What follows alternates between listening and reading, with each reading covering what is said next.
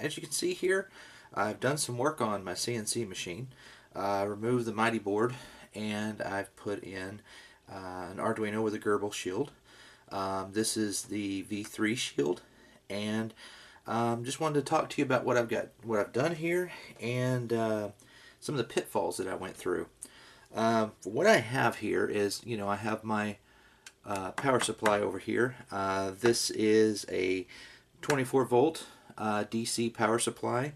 Right now I do have it turned all the way up, and it puts out 28 volts. It comes over to this DC-DC buck converter, and what this is doing is this can do up converting or down converting, so buck or boost, and it's in buck mode right now. So what I have is I have 28 volts coming into here, and I have a 5 volts coming out. 5 volts will power all of the control circuitry, while the 28 volts comes over and goes to the motors. I have a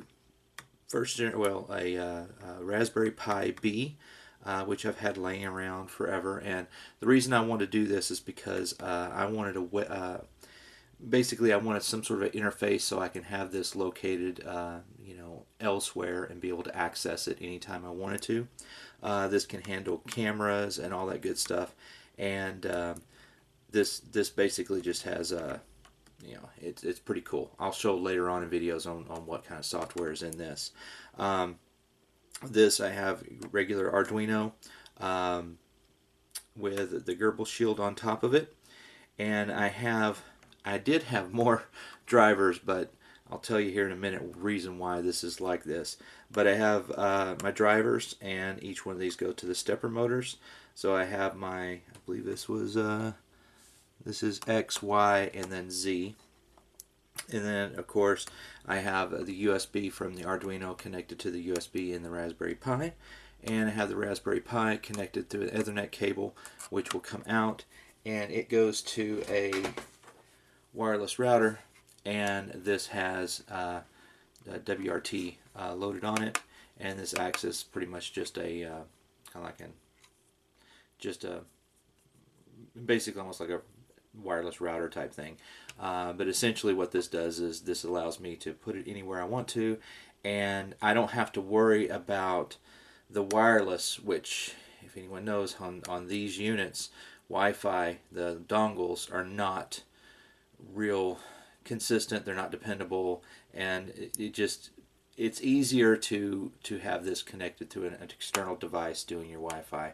And I mean, these are things I had laying around, so it's not like it's additional money. It's just a matter of I'm just using what I had to make it as efficient as possible. So this will be mounted on the back side outside of the unit, and it will handle all my wireless access.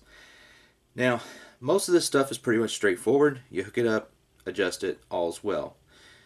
One of the things that I came across, and I did a lot of research when I looked online, and there's some stuff that some people talk about, but they don't really talk about it in depth.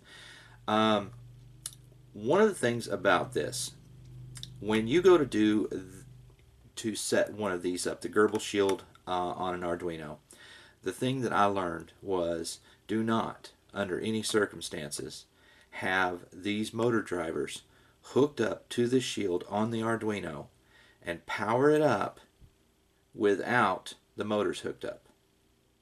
Ever. Either you have it all hooked up or don't have any hooked up. So for example, if you're wanting to upload Gerbil to your Arduino, don't put the shield on. Just leave it off. Take your Arduino, plug it into your computer, load up Gerbil, and once it's complete, disconnect it from the computer, put your shield on, and then put your drivers in and hook it up to your motors. Do not run anything other, either just the Arduino by itself or the shield and everything hooked up. I burned up multiple drivers before I learned that lesson. And they say this, I kind of goofed up. That was my fault, but I learned the hard way. I mean, these drivers aren't super expensive, so it's not that big of a deal, but it's still frustrating trying to get it all figured out. And even after reading all I read and all, most of the how-tos and stuff really don't truly get down to a lot of this stuff. So that's why I'm doing this, is to kind of tell you what I went through and hopefully help any of you guys or anyone watching this video, help them understand the simplest way of doing this and how to keep from burning up a bunch of crap. One of the things to note, inside one of these shields, right here in the middle, is a fuse. It's a glass fuse, and I learned, because these motors run on 24 volts, when I increased the voltage and I did stuff, one of the things that I learned is shortly after powering up, this fuse blew. And I looked online, and it's a very common problem, is this glass fuse blowing. And then of course people asking, what do you do? What do you replace or whatnot? Well, this is what you do. You go in the back and you put a jumper in between these 2 points. That simple. Just do that. But make sure when you do this that you have everything else correct. This fuse does protect you and keep things from, anything else from, blowing up your Arduino board or causing anything to smoke or catch on fire or anything like that. But these fuses tend to seem to be weak because I had everything correct, and when I ran 24 volts through it, it blew the fuse. And when I jumped it, everything ran like a dream. So I know there was nothing wrong with anything I had done. It's just the fact that this fuse apparently was not rated for 24 volts. Even though it's supposed to be, the board says it goes up to 36 volts. But this fuse apparently is not rated for that or something. I don't know what. But whenever I hooked the jumper up, everything worked great. And this one is jumpered as well. It just seems to be better to do it that way. The other thing is, I originally wanted to use the drivers that came out of the original 3D printer. The problem that I found was the pins are reversed. In other words, if you look at a motor driver for the Gerbil board, the pins are literally like this. So you have them pinned out the opposite. If you look on the stepper motor driver here, you'll see enable pin is right here. So you have your voltage out, your VM out, and then you have your enable here. But when you look on one of these, you will notice that in order to line this up the same, where you have your VM out and then your enable, these two are opposite of one another. So you either have to unsolder all these and flip the board over, or just use the right ones. After doing what I've done on this, I would strongly recommend against not trying to reuse these. I'll just save these and I'll keep these as spares if I burn some up in my 3D printers. On with these. Now these are A4988s, the red ones, and these are the DRV8825s, and that's what I have here. From testing these, I believe that the A4988s are a better driver than the DRV8825s. These tend to be a little bit slower for whatever reason than these two, and that's the reason why I have the primary axis that's going to do most of the work with the better drivers, and then just the Z-axis, which is just, slight movement up and down in this particular application. It with the slower, it just doesn't seem to run as fast. Maybe just a perception thing. Like I said, I've only done some test runs right now, and that's just the way it seems to be at this particular point in time. Could change in the future. The other thing to note on these that I found out was there's a adjustment pot on any of these drivers, and if you're using 12 volts, don't worry about it. Plug it in, go, adjust it, and be happy. Shouldn't have any problems. One of the things that I learned was when you're running higher voltage than 12 volts, like 24 or higher voltage, you need to adjust these trim pots and turn them down. Now, these adjust in a counterclockwise direction to go down, but on these 8825s, there's no catch to tell you when you stop. They will just continue going all the way around and stuff. So what I did was I used a meter, and you can test between it should be the ground pin right here, here, and here, and then you can test and see what your resistance is. And when you get to the highest amount of resistance, that should be your spot, which would be your lowest voltage. Do that prior to powering it up. If you put too high a voltage through here at once, you're going to end up burning something up.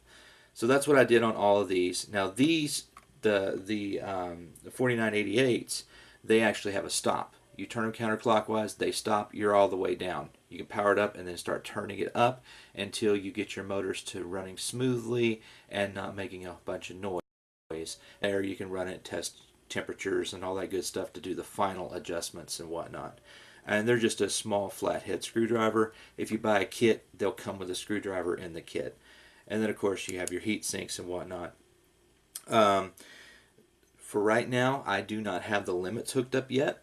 I do have the limits wired and ready, but I have not hooked them up yet. I have a few more parts coming for the emergency stops and some of the other buttons, and I'm not sure how I'm going to wire, whether I'm going to wire the emergency stops up directly, or the stops up to each one of the limit switches, I should say. The limit switches up to, you know, the board directly, or if I'm going to put in something in between to simulate a stop in case there's a problem. You can hit the button and immediately stop it, or whatever the case may be. I'm not sure just yet. But in any case, I've got that going on. These 3D printers, like this one for example, it has an LED strip to illuminate the build area, and that's something that I will hook up eventually. I have not done that. I will probably run it because there's a couple of ports on here for spindle speed and spindle control and different things. I may hook that up so that when the unit is activated, then the LEDs will kick on. I'm not sure exactly how I'm going to do that yet. And I guess the only other thing is the wiring on the motor itself. Now what I did was I took, because this was modeled after a MakerBot, I mean this is a Flash Forge, this is modeled off a MakerBot. These 4-pin connectors here that came off of the original limits, they fit perfectly in the slot for the motor driver. So what I did was I cut those, spliced them in, and I used this as my connector for the stepper motor onto the drive board, and that worked really well. So that's kind of a cheap way. And then of course, you know, your limits, you only need 2 pins out of the limits, and the 4-pin wouldn't fit on the board anyway where the limits are. So I just cut those off, put in a couple of wires like this with you know, I forget the name of these, but anyway, with these type of ends on them, and then I'll just plug these directly into there for my limits, and it should be good to go. But that's how I'm wiring this thing up. This is you know, this is on a piece of plexiglass or polycarbonate, and I just cut it out, put it in there, and mounted everything to it, so it's a nice stable area. And I'll probably put a fan in here and blow some air across here and whatnot. So that's the drive part of this, the electrical part. I'll get to the software later, but that's kind of what's going on with this, and this is how I'm doing it. And so if any of you guys are building something like this, it's just kind of my take on it and my ideas and stuff on it. And so hopefully maybe this will help you guys out. And but I'm going to keep moving on with this. And so that's the end of this video. Hope you guys like it. And please give me a like if you do like it. It always helps out. I'm just trying to get this channel built up a little bit more to, you know, kind of give me a little inspiration to continue doing stuff. I mean, I do stuff all the time. It's just videos kind of get in the way of the building process. Like, you know, I have to think, okay, I'll build so much, then I'll take a video of it, then I'll go build some more, and then take a video of it. And sometimes you kind of lose a little inspiration. Like, yeah, why do I even do this? Nobody watches the videos anyway. But anyway, if you guys could, give me a like, share, subscribe, do all that good stuff. Kind of gives me a little bit of a, you know, fuel to the fire, if you will, to keep me motivated and keep me going. Because I'm not making any money on this. The only reason I'm doing this is to help people. So if I'm not helping anybody, why am I doing it, right? So anyway, like I said, please like, subscribe, all that good stuff, and as always, you guys take care. See you next time.